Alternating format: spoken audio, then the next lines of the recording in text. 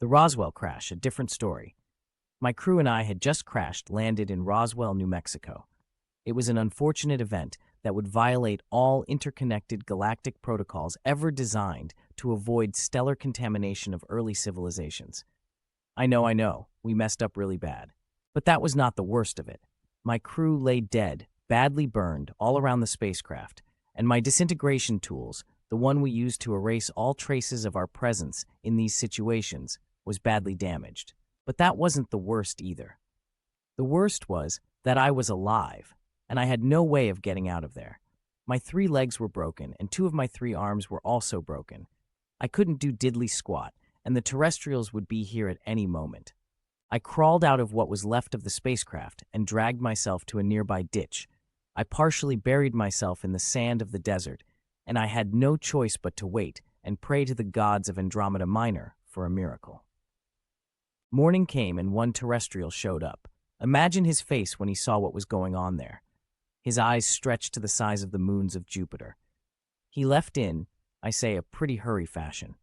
Needless to say, a couple of hours later, all heck turned loose. These terrestrials can't keep a secret. By then, my beautiful glowing orange skin had turned dark gray and all crackled and sore. This particular star in this galactic system is pretty hot. They came by the hundreds, the terrestrials. They all seemed to be dark green themselves, but I think it was just a costume they wear. And wouldn't you know, they found me and got the scare of their lives. Ha ha, I was laughing, but at the same time, I was terrified.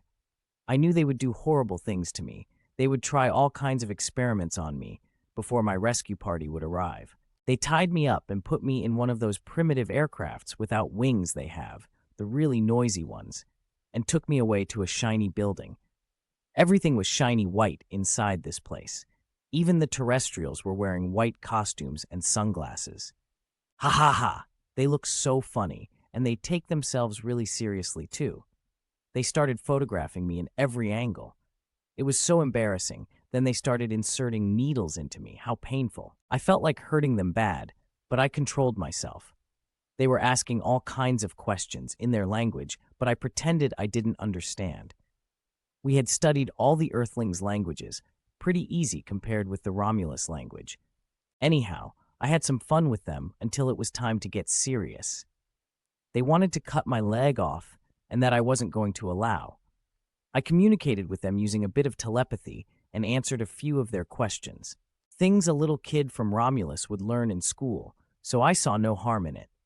Anyway, many years passed in Earthlings' time, which for us was just a couple of months. They agreed to let me go when the rescue party arrived. I could see through the window how much they had changed. Electric cars, glass buildings, metro rails, and I also found out they had computers and a basic internet system with AI. Of course, I didn't say anything to my peers about the little tips I had given the terrestrials, or I would be in a heap of trouble. They were amazed at how fast these primitive people were going into the future. If you liked this story, please leave a comment, like, and subscribe, and don't forget to hit the bell for upcoming videos. Until then, let your imagination run wild. We'll get there.